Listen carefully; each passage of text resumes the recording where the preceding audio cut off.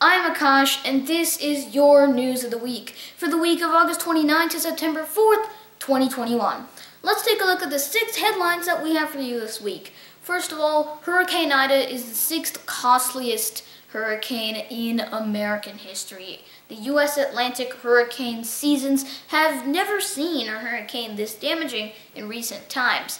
One of the most damaging ones was Hurricane Harvey, and this pretty much near tops that. Now, let's take a look at some of the other stories that we have for you this week. First of all, Afghanistan, and the fact that America has successfully completed its evacuations of citizens and Afghans who helped America during the war.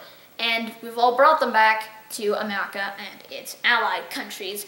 Now, the next story I want to talk about is COVID-19 and what you should do with your 3rd booster dose. Next, the Paralympics and the medal tally and some other interesting highlights of the Paralympics as the event comes to an end. Just got 2 days left, today and tomorrow, and after that, the Paralympics and the Tokyo events will be over for now. And then we have the Texas Abortion Law, some of the most strictest in the country. We'll talk more about it in a bit, but first let's talk about our last headline for the week. The Japanese Prime Minister Yoshihide Suga, just a little over a year after being nominated up to the position of Prime Minister, he is now officially resigning. We'll talk more about why, but first, that is all of your headlines for the news of the week. Now let's go in further detail. We begin with Hurricane Ida, the 6th costliest U.S. Atlantic hurricane in history. The only ones that really top it are Katrina, Harvey, Irma, Maria, and I believe Wilma, and a couple more. Now, Ida is a very, very damaging hurricane. It originally formed on August 26th as a Caribbean hurricane, slamming into Cuba before making landfall in America, in Louisiana specifically, on August 29th, which was actually the 16-year anniversary of the day that Hurricane Katrina, the devastating Louisiana hurricane, made landfall in the region. Now, Louisiana Governor John Bel Edwards officially declared a state of emergency for the region. President Biden later declared and signed an emergency declaration. Plus, the Louisiana's New Orleans Mayor LaToya Cantrell actually said that those who are not already protected in New Orleans should already just, evacuate immediately and as quick as you can, because it wouldn't be long until Hurricane Ida made landfall, and it did, as a Category 4 hurricane, very devastating, leaving 17 dead in Louisiana alone. From that point onwards, it headed north and then east, and managed to go all the way into New York City, where it killed 13 people alone. 66 in total died as a result, and countless more have been injured as a result of Hurricane Ida. Now, the remnants of Hurricane Ida have turned into multiple EF3 tornado-spawning clouds and cumulonimbus, and it's not just that, too. Multiple flash flood instances were found everywhere where Hurricane Ida had passed through in all of the affected states, of which there were multiple. It was a very, very big hurricane, and so it's caused multiple problems. Now, the thing is, there's been widespread power outages that have happened as a result of this, and Hurricane Ida is heavily devastating. $50 billion worth of damage came out of that Category 4 hurricane, the likes of which we have not seen in many years. Now, Hurricane Ida is truly a very, very devastating hurricane, as it has gone through a lot. Plus, over in Louisiana, things were very dangerous, but up in New York, it was breaking records. For example, in Central Park, it was averaging 7.2 inches of rain on one day, September 1st, which is the day that it made landfall in New York. Meanwhile, over in Newark, at Newark International Airport, it was at actually 8.4 inches of rain, all on that one day, September 1st. Now, by comparison, the amount of rain that all of New York City gets in the month of September is actually just 4 inches. So the fact that more than double that appeared in one day is remarkable. It is very, very dangerous and precarious. And so rescue crews are out there, and the emergency services, they're trying to help everyone who is stranded or is in need during the times and the aftermath of Hurricane Ida. So make sure, everyone, to please stay safe. Our thoughts and prayers are with everyone affected by Hurricane Ida. Now, let's move on to our next story, and it's relating to Afghanistan. Now, Afghanistan has been the source of a lot of conflicts, and as such, America, as you may know, the Taliban has taken control of all of Afghanistan. The only place America and its allies still control is Kabul International Airport. Hamid Karzai International Airport is the place where all of the airliftings and evacuations have been taking place by America to rescue and evacuate all of the citizens and the Afghans who helped America and its allies during the war in Afghanistan. And so, by the deadline of August 31st, America has officially evacuated and airlifted all of its citizens and those who helped America, and has safely returned them back home. Now, this is very important news, as this officially concludes the American chapter of the war in Afghanistan. Now, the fact that on August 30th, literally 1 minute before midnight, that was the day when the final plane took off from the international airport in Kabul, and so it landed in the early hours of August 31st back home in America, where the last soldier finally returned. Now, you may be wondering about all of the weaponry and equipment that we've probably left over there. Well, the thing is, most of them have already been made unusable on purpose before we actually left. So that way, the Taliban doesn't really have much to gain, because, well, almost all of it is entirely worthless, because we've made it unusable. Now, just a little while after the last plane took off from Kabul International Airport, the Taliban, well, they were pretty giddy, to say the least. They just marched right into Kabul International Airport, shots fired into the air, posing photos with all the different things and the airport scenery, you know, just saying that, you know, they've finally taken it over. They apparently decided to hold a press conference where they said that Afghanistan is finally free, as they said, and said that they would soon be announcing a new government. So, seems like now just so happens to be the time that they decide to do this. And so, that is currently what's going on. The new government, the Islamic Emirate of Afghanistan, that the Taliban is planning to create, they'll probably be announced in a couple of days. And so, this means that the American chapter of the conflict in Afghanistan has finally ended, as the second era of the Taliban has just begun.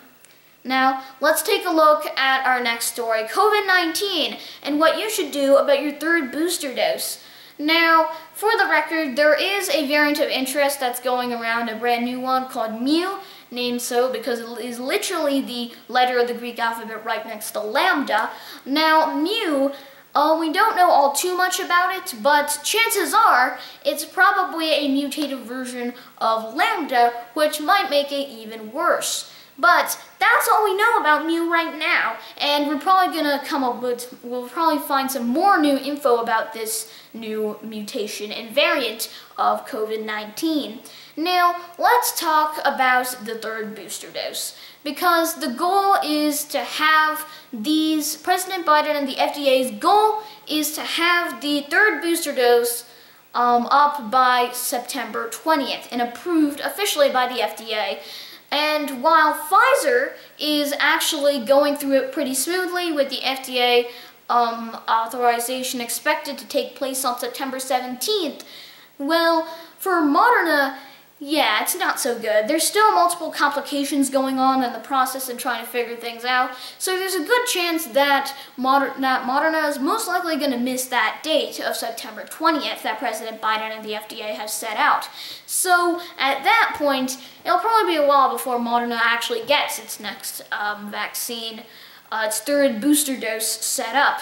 Although Pfizer is probably going to get that coming up soon. So it'll only be a matter of time before the booster doses are released for the public, and so finally we all can get a third booster dose. Now, with this so far, that's some great news, but also, yeah, things are getting very interesting. I mean, Dr. Anthony Fauci, who leads the NIAID, actually has said that it'd be probably see that the norm in the future for COVID-19, in the near future, it's going to be, well, just 3 doses. Instead of the 2 doses that are normally needed for what is generally considered to be full vaccination, in a little while from onwards, we're probably going to see that the standard for fully vaccinated will be expanded to include the 3rd booster dose as well. And that's pretty interesting, which is great. So that's what's going on with COVID-19, and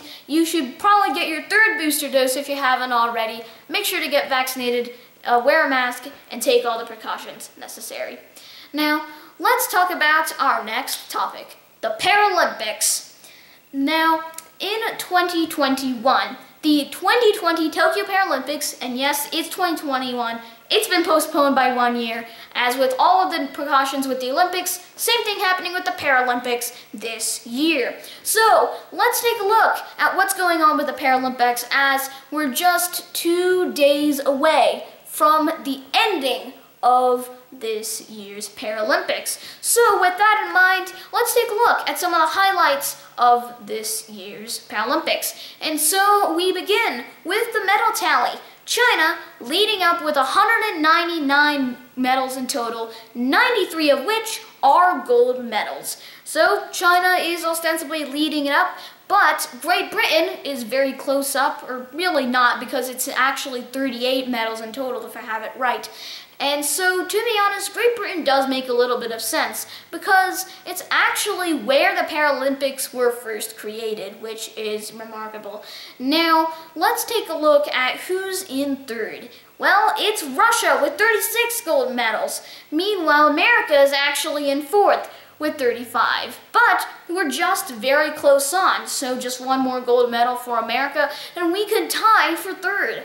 And meanwhile, where Japan is at, well, actually, Japan only has 10 gold medals out of 35 in total, so not doing all too well there. Now, this is a very interesting Paralympics so far, and to be honest, it's very, very intriguing.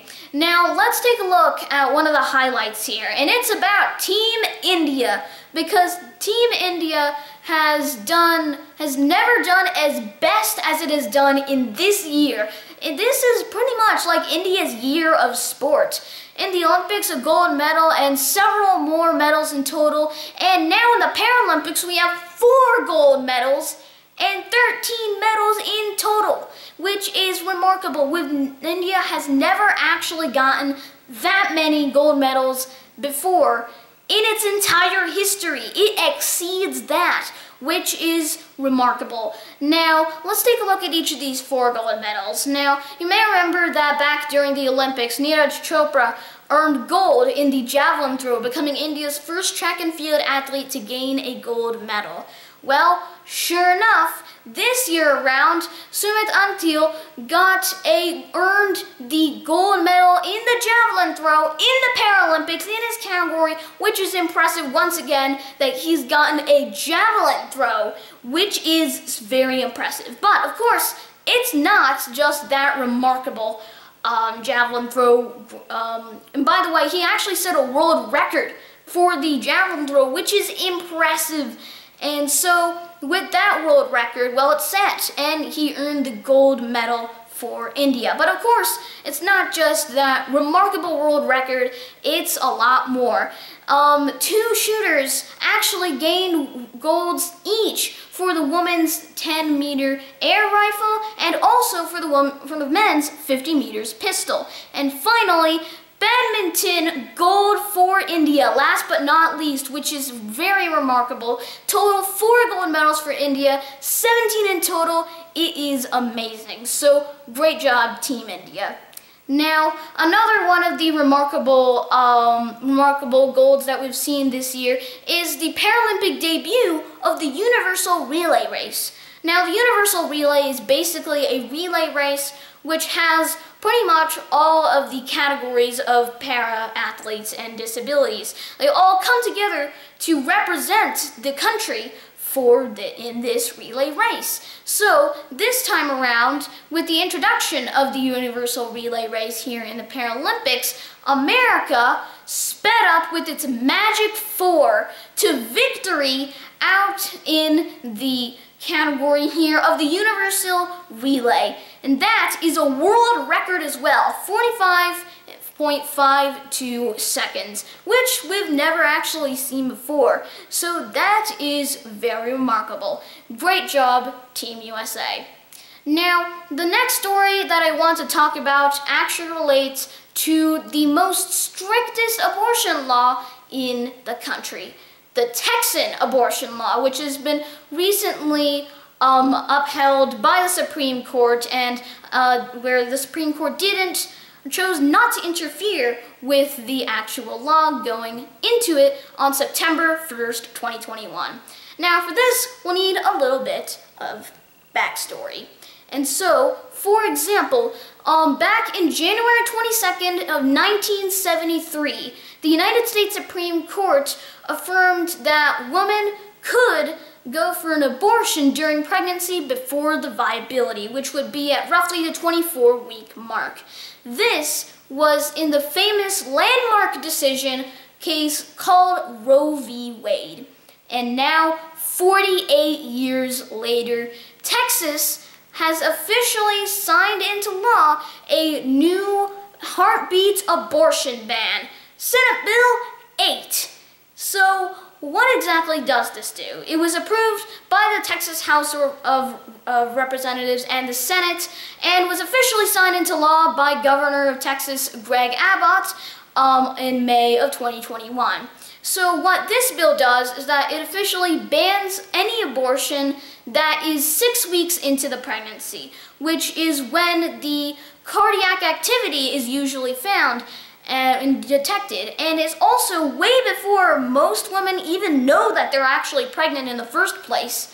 So yeah, that's what this law does. But of course it's not just that, because it also means that any private citizen can sue anyone who's even somewhat involved in helping a woman get an abortion. And yes, this does include someone driving a woman to an abortion clinic, or, you know, helping financially for the abortion.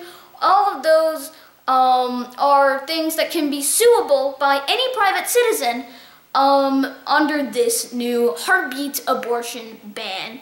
Now, this is the law that was going on, and as it was signed into law by Texas Governor Greg Abbott, women's rights activists weren't all too happy about it, so they sent it over to the United States Supreme Court. And on September 1st, 2021, the Supreme Court, by 5-4 vote, officially said that they would not interfere with the actual law, when would just pretty much uphold it and allow it to pass through, which means officially that as of September 1st, 2021, this law, the heartbeat abortion ban, is officially signed into law as of September 1st in Texas, as one of the most strictest abortion laws in the country, which bans abortions from the cardiac arrest detection time, roughly 6 weeks into pregnancy. And plus, there's only one exception for this, which is when a physician or doctor says that there is a medical emergency at hand and that it has to be done. That is the only exception to this bill. And that is the Texas Abortion Bill, what is perhaps the strictest and toughest abortion bill and law in the country. And it'll probably be followed up by other conservative states such as Florida. That is what's going on with the Texas abortion bill, and now we'll take a look at the final story of the week, which is actually relating back to Japan. So, as the Olympics and Paralympics are going on, and also given that COVID-19 is making a big resurgence in Japan, specifically in Tokyo and other big cities like Osaka and Kyoto. Now that this is happening, it turns out that the Japanese Prime Minister Yoshihide Suga is officially announcing that he's resigning from his office. Now, the reason why is because you may know that back just last year, Shinzo Abe, the longest-lasting Japanese Prime Minister, resigned due to health concerns, and as such, he was replaced by fellow Liberal Democratic Party member Yoshihide Suga. Now, at the time that he was inaugurated into office, Yoshihide Suga had an approval rating of 60%. But that did not last long, because this man, Prime Minister Suga, was in charge of handling the COVID-19 at that time. And well, yeah, that did not turn out the way it was supposed to. And plus, given the fact that the Olympics and Paralympics are being held as well, yeah, things got even worse as well. And so from that point onwards, yeah, his approval ratings plummeted from 60% at the beginning to 30% now. That's not even a third. And that is very, very low. So, as of this point, Prime Minister Suga has announced that he is going to be resigning from his office very soon. And that is what's going on with Japan right now. Prime Minister Suga said that he was thinking about trying to, focus more on the pandemic and COVID-19 and the actual Olympic and Paralympics instead of the, trying to campaign for re-election. And that is what's going on in Japan. And that is all of your news of the week for the week of August 29th to September 4th, 2021. Thanks so much for watching, and I'll see you soon. Goodbye.